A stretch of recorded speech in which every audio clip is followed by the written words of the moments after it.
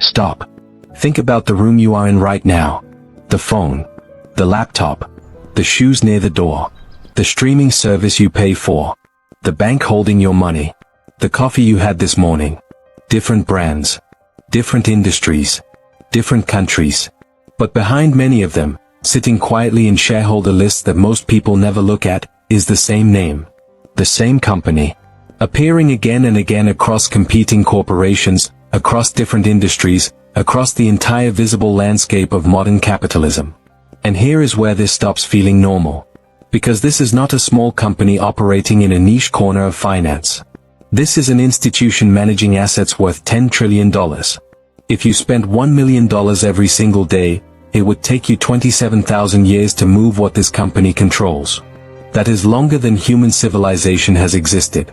BlackRock. You have probably heard the name. Almost nobody understands what it actually is. Not a bank. Not a government. Not a conspiracy.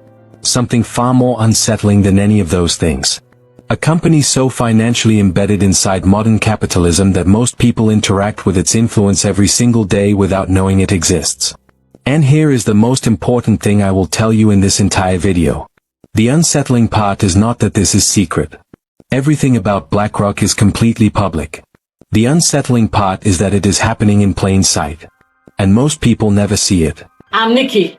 This is Empire Deep Dive. Let's get into it. Let me stay with that number for a moment. $10 trillion. The human mind is not designed to process numbers at this scale naturally. The GDP of the United States, the largest economy on Earth, is roughly $25 trillion annually. BlackRock manages assets worth approximately $10 trillion. Not revenue. Not profit. Assets. Retirement funds. Pension systems. University endowments.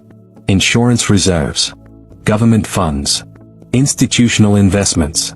Ordinary people's savings flowing through systems they rarely think about. Now before we go further, I need to make something extremely clear. Because this is where most conversations about BlackRock immediately become confused. Managing assets is not the same as owning them. When pension funds, retirement funds, insurance funds, governments, universities, and institutions place money with BlackRock, the money still belongs to those clients. BlackRock is the manager, the allocator, the institution making investment decisions on behalf of those clients. Legally, that distinction matters enormously.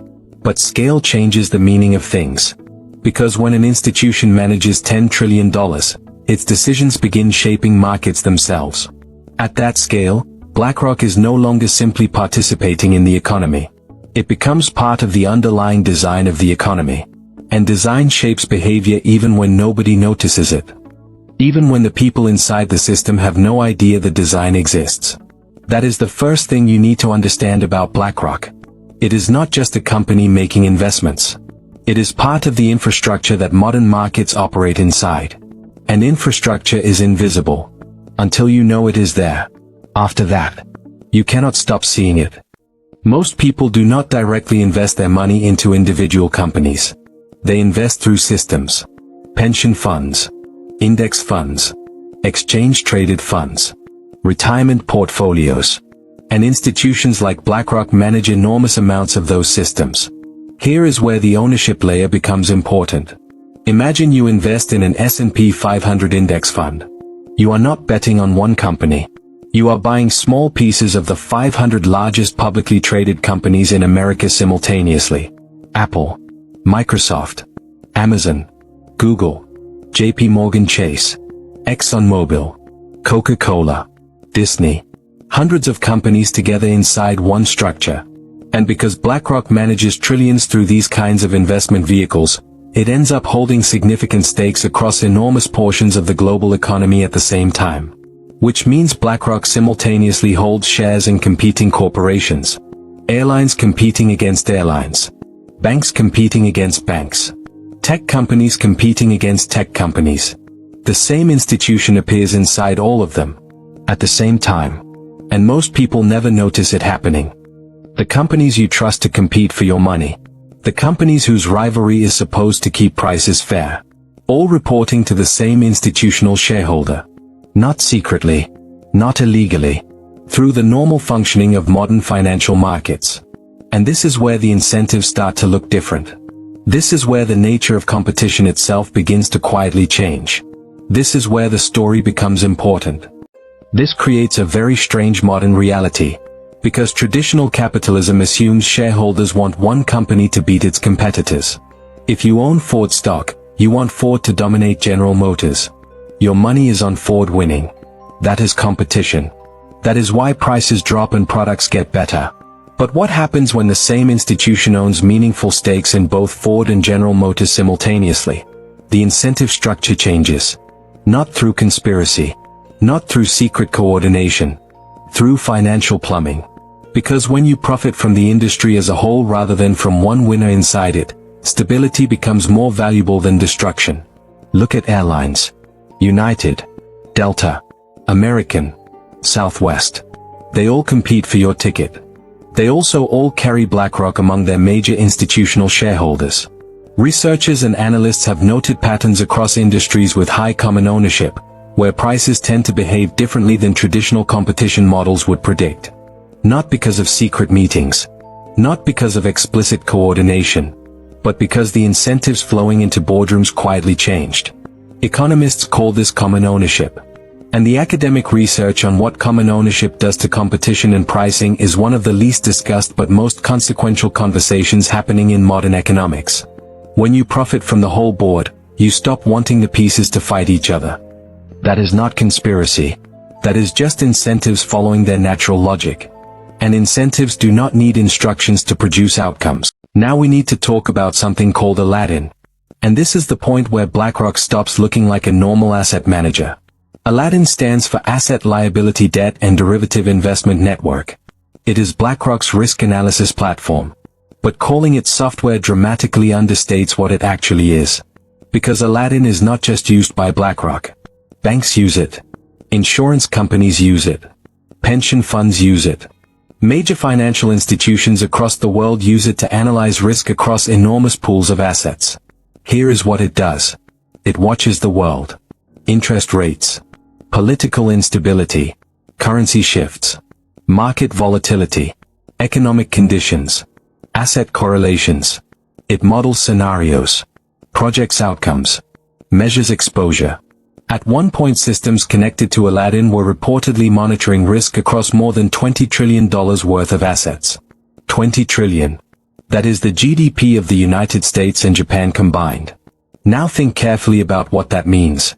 Multiple financial institutions, sometimes competitors, using the same underlying framework to evaluate market risk.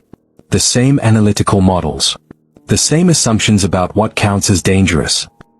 And when enough institutions begin reacting to the world through the same risk framework, markets start behaving differently. Less like millions of fully independent decisions.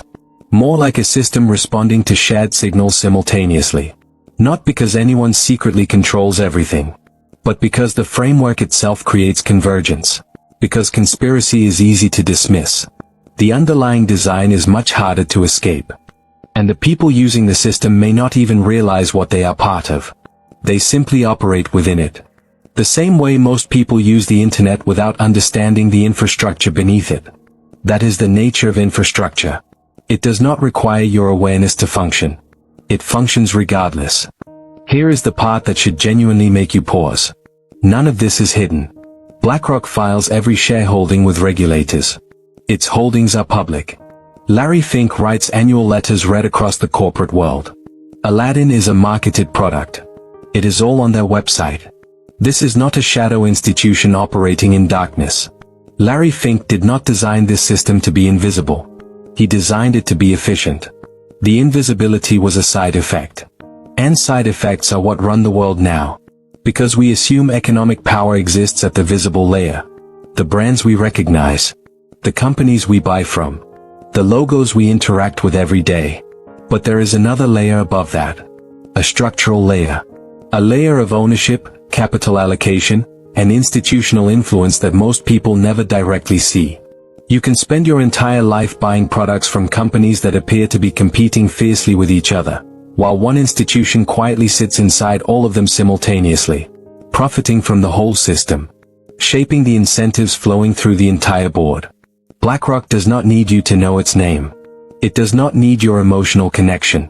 It simply needs the financial plumbing to keep operating. And once you recognize that layer, the modern economy starts looking structurally different from the story most people were told about how it works. The visible layer is real, but it is not the complete layer. And the gap between the two is where this story lives. And once you see the gap, you start noticing it everywhere. In every industry, in every market, in every system you thought you understood. I want to be very precise about what I am saying here. This is not a conspiracy story. It is a system story. And system stories are often more unsettling than conspiracy stories. Because nobody has to secretly control a system for it to become enormously powerful. The structure itself produces outcomes. Our laws were written for a world where ownership was visible. Where you could point to Carnegie or Rockefeller and say he owns that. They were not written for a world where the same institution sits inside hundreds of competing companies simultaneously. Where risk systems influence trillions of dollars at once. Where capital itself has become infrastructure. Think about the last time you felt genuinely confused about why something costs what it costs. Your rent. Your groceries. Your phone plan. Your insurance. The answer is never simple. But part of the answer, a structural part that rarely appears in the explanation you were given, lives in this layer. The assumption most people carry, that competition protects you, that markets are chaos, that independent companies fight each other for your money, that assumption describes the last version of capitalism. But modern capitalism no longer behaves entirely like that world. And the gap between the story you were told and the system you are actually living inside. That gap is where prices come from. Not because of villains. Not because of conspiracies, because of structures. And structures do not need permission to produce outcomes. That is the psychological shift. This video exists to create. Not fear. Not paranoia. Just the specific clarity. You cannot change the system by watching this video. But you can stop being invisible to it. And that shift, from seeing the surface to recognizing the structure beneath the surface, changes something important. Not paranoia. Clarity. Because once you understand that the visible layer is not the complete layer, you begin paying attention differently. To ownership. To incentives. To the market mechanics beneath ordinary life. To the question that matters more than which company is winning. Who is this system actually working for? That question does not have a simple answer. But asking it is the beginning of understanding the world as it actually is rather than as you were told it operates. If this video changed the way you see the world even slightly, that is the point of this channel. Not outrage. Not conspiracy. Clarity. Every episode pulls back another layer. And the next empire we examine, the gap between the public story and the private reality is even wider than this one. If you want to be there when we pull it back, subscribe. Because once you start seeing the layer beneath the surface, you will never stop looking. This is Empire Deep Dive. There is always another layer. That is it for today's layer.